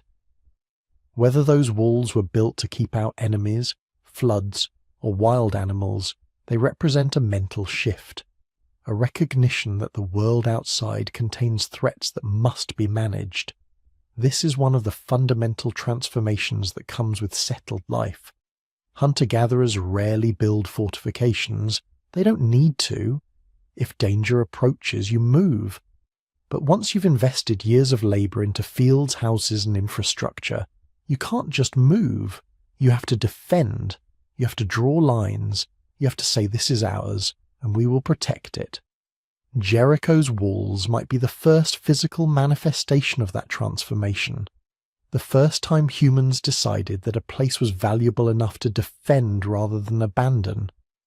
And that decision, that shift from mobility to rootedness, from flexibility to investment, changed everything. It made cities possible. It made kingdoms possible. It made civilization possible. But it also made war possible, made territorial conflict inevitable, made the distinction between insider and outsider, citizen and stranger, us and them. Two experiments, two paths. Çatalhöyük without walls, trying to organize density through social bonds alone. Jericho with walls, using physical boundaries to define community. Both succeeded for thousands of years. Both eventually failed. Both left behind lessons we're still trying to decipher about how humans can live together in large numbers without destroying each other or themselves. But the question remained, why did either of them work at all? How did thousands of people, who had spent hundreds of thousands of years living in bands of 20 or 30, suddenly figure out how to cooperate at scales 100 times larger? The answer lies in what archaeologists found when they looked more carefully at how these early cities organized themselves socially. And what they found was surprising. Nothing lasts forever. Not empires, not civilizations, not even the first cities that changed what it meant to be human. Around 5700 BCE, after nearly 2,000 years of continuous habitation, something began to go wrong at Çatalhöyük. The archaeological evidence tells a story of slow decline. Not catastrophic collapse, not sudden disaster, but a gradual unravelling that took generations to complete. The signs are subtle, but unmistakable. In the upper levels of the mound, the houses become smaller, less carefully constructed. The elaborate wall paintings that had covered interior rooms for millennia become simpler, then rare, then absent entirely. The burials show increasing signs of malnutrition and disease. Most tellingly, entire sections of the settlement stand empty. Houses left to crumble while their inhabitants moved elsewhere or simply disappeared. Within a few centuries, the city that had thrived for 2,000 years was abandoned completely. Its mud brick houses melted back into the earth, its streets filled with wind-blown dust. The hearth fires that had burned continuously for 60 generations went cold and stayed cold. By 5600 BCE, Çatalhöyük was a ghost town, a 20-metre-tall mound of archaeological remains that would lie undisturbed for the next 7,000 years. So what happened? Why did humanity's first great urban experiment come to an end? The honest answer is that we don't know for certain. The people who abandoned Çatalhöyük left no written records explaining their decision. They simply packed up whatever they could carry and walked away. But the physical evidence they left behind tells us several possible stories, and the truth probably involves all of them working together. First, there's environmental degradation. 2,000 years of intensive human habitation takes a toll on the landscape. The forest that had once surrounded Çatalhöyük had been cut down for timber and fuel. Archaeological analysis of wood remains shows that early inhabitants had access to mature oak and pine trees, but by the final centuries they were burning scrub brush and dried dung. The good timber was gone. The soil was exhausted too. Ancient crop remains from late-period Çatalhöyük show smaller seeds, evidence that agricultural yields were declining. Without modern fertilizers or crop rotation practices, the fields that had fed the city for millennia were wearing out. Each generation got slightly less food from the same amount of work. Eventually, the mathematics stopped making sense. Why stay in a city where you have to work harder each year for less reward? The water situation was probably deteriorating as well. Çatalhöyük had been built near the Çarşamba River and several seasonal streams, but deforestation changes hydrology.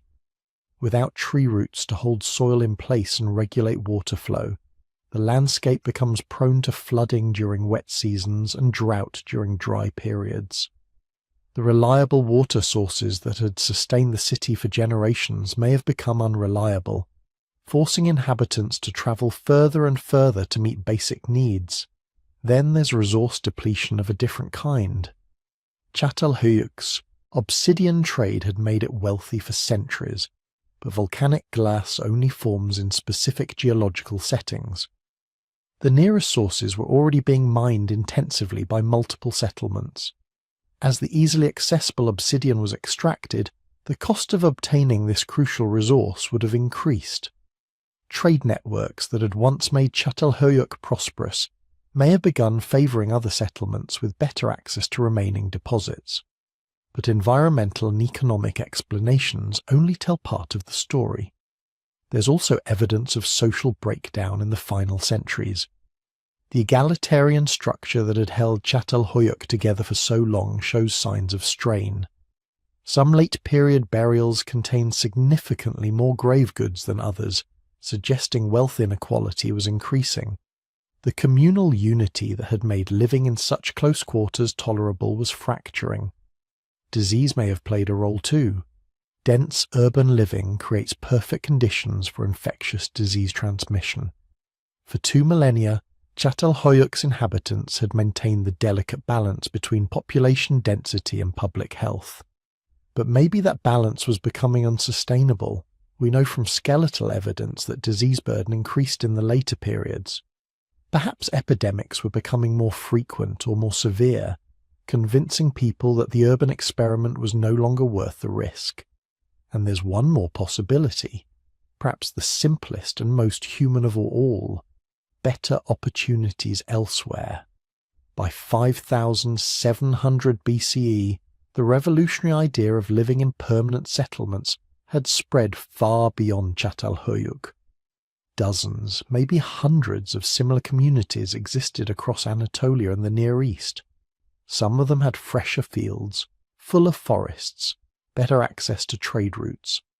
Why stay in a worn-out city when you could move to a younger settlement with more resources and more room to grow? The abandonment probably happened in waves. A few families leave, then a few more. Each departure makes life slightly harder for those who remain because there are fewer people to share the labour of maintaining the communal infrastructure. Eventually you reach a tipping point where staying becomes impossible, and the remaining inhabitants disperse, some joining relatives in other settlements, others perhaps founding new communities altogether. But here's what's crucial. The end of Çatalhöyük wasn't the end of the urban experiment. It was the beginning of something much larger.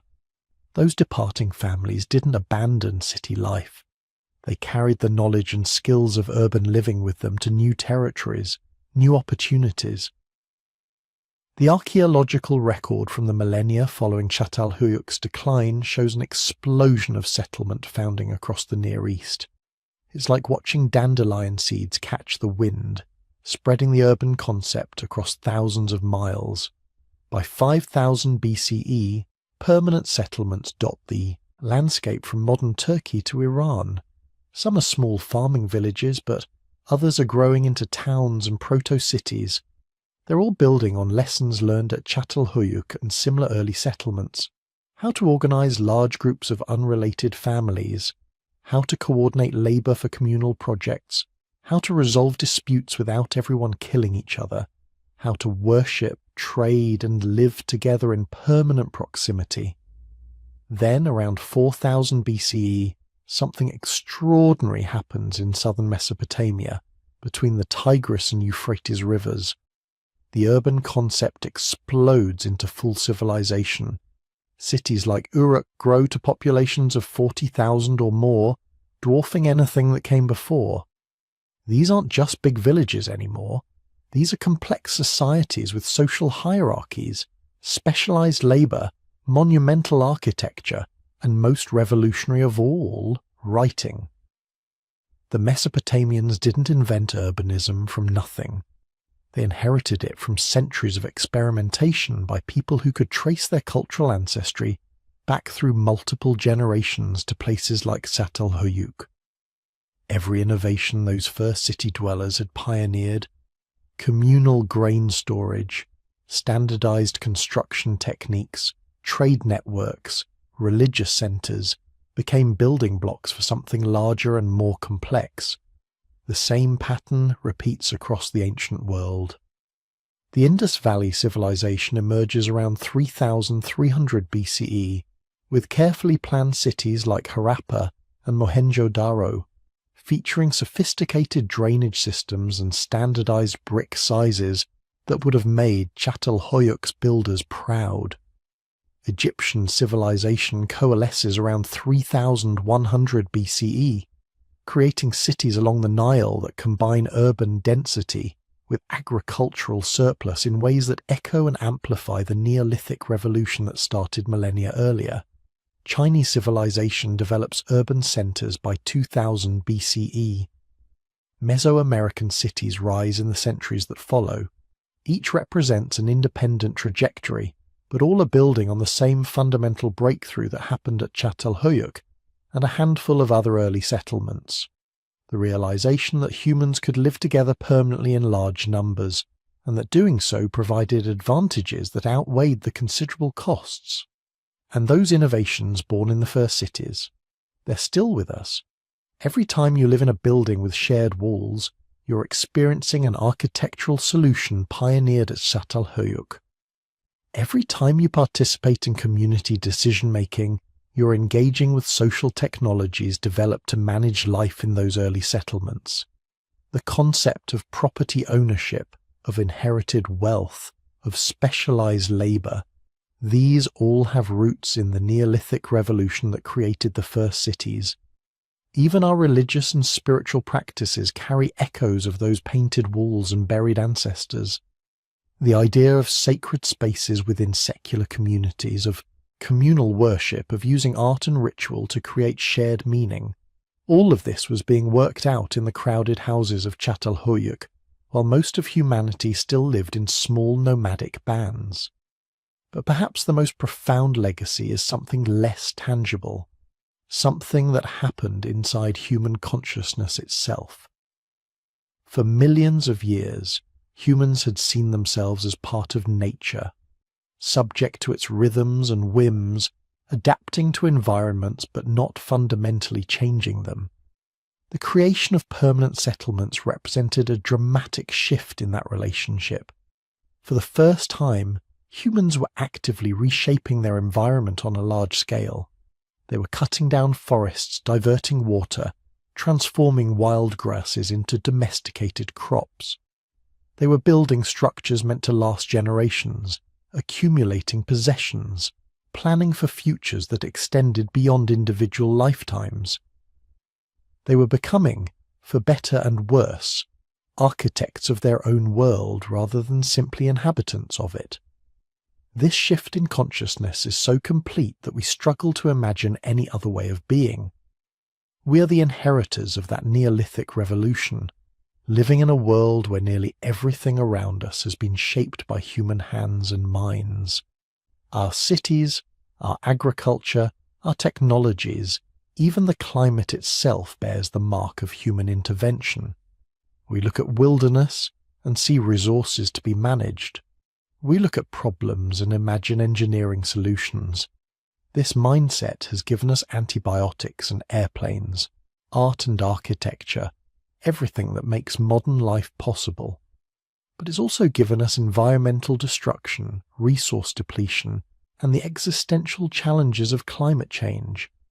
The same drive to control and reshape our environment that built Çatalhöyük has now transformed the entire planet.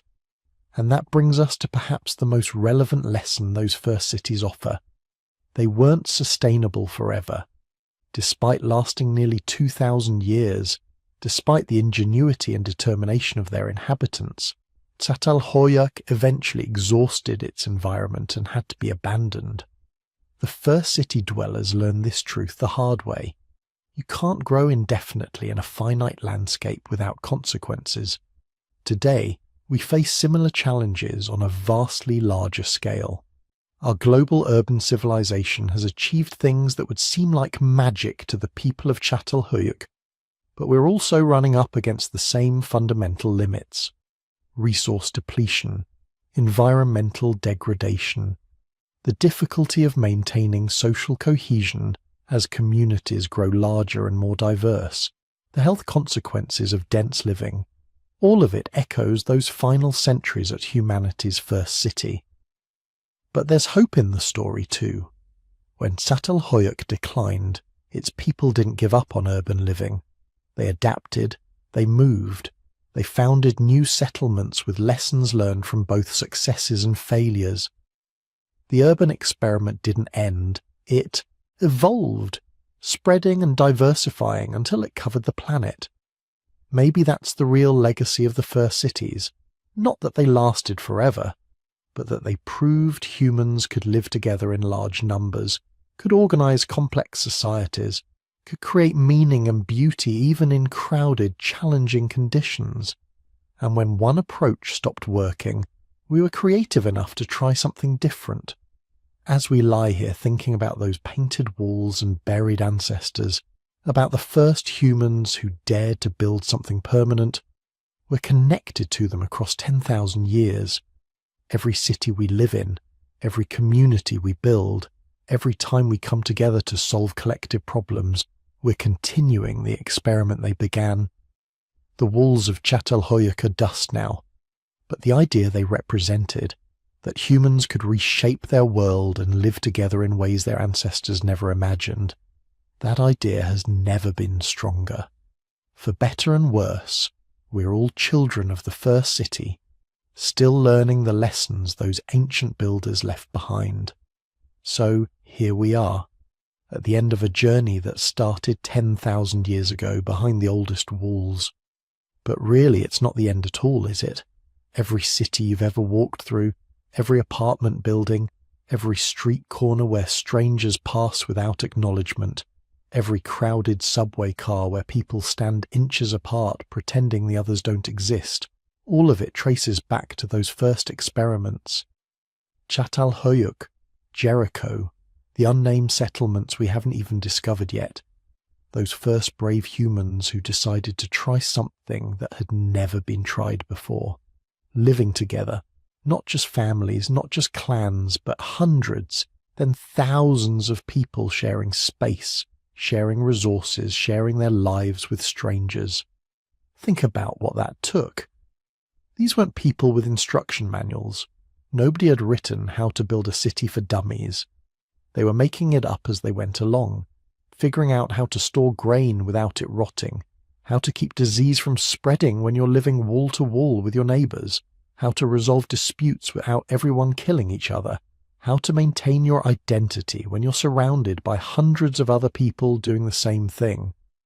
They were improvising solutions to problems that had never existed before, and somehow Despite all the violence, despite the diseases, despite the inequality that was already creeping in, despite the fact that many of these first cities eventually collapsed and were abandoned, somehow the experiment worked well enough that we kept trying. Every generation building on what the previous one learned, every new settlement taking the lessons from the old ones and adding their own innovations. The walls got taller, the houses got more sophisticated, the art became more elaborate, the social structures grew more complex, and slowly, over thousands of years, we transformed from those small bands of hunter-gatherers moving across open landscapes into urban creatures adapted to life behind walls. We're still those same humans, carrying the same DNA, the same basic brain structure. But we've built a completely different world around ourselves, a world our ancestors could never have imagined. Cities of millions, buildings that touch the sky, networks connecting every human on the planet, and it all started with someone in a place like Çatalhöyük making a choice, deciding to stay, to plant seeds, to build walls, to invite others in, to try this crazy experiment of permanent settlement. Were they making history? Did they know they were changing everything? Probably not. They were probably just trying to survive, trying to make life a little easier for their children, trying to create some stability in an uncertain world. But that's how the biggest changes always happen, isn't it? Not through grand plans, but through small decisions that accumulate generation after generation, until suddenly everything is different. The walls of Çatalhöyük have been silent for 7,000 years now. The last fires went cold, the last voice spoke, the last child played in those narrow streets. But the echo of what happened there still reverberates through every city on earth. Every time we choose cooperation over violence, every time we share space with strangers, every time we create something beautiful, not because we have to, but because we can, we're channeling those first city dwellers. We're continuing their experiment. And here's the beautiful thing. We're still learning about them. Right now, archaeologists are working at Çatalhöyük, at Jericho, at dozens of other ancient sites, carefully brushing away dirt that's been undisturbed for millennia. They're finding new buildings, new artifacts, new evidence of how these people lived. Technologies like ground-penetrating radar and DNA analysis are revealing secrets that previous generations of researchers never could have discovered. Every few years, something turns up that changes our understanding completely. A new burial practice, a previously unknown trade network, evidence of foods we didn't know they ate. These ancient places aren't finished telling their stories, not even close. We're all descendants of that first urban gamble, all products of those experiments behind the oldest walls. The anxiety you feel in crowds, the comfort you take in private space, the way you navigate social hierarchies, the foods you crave, even the diseases you're susceptible to, all of it shaped by thousands of years of urban living that started in places like Çatalhöyük. We carry those first cities with us wherever we go.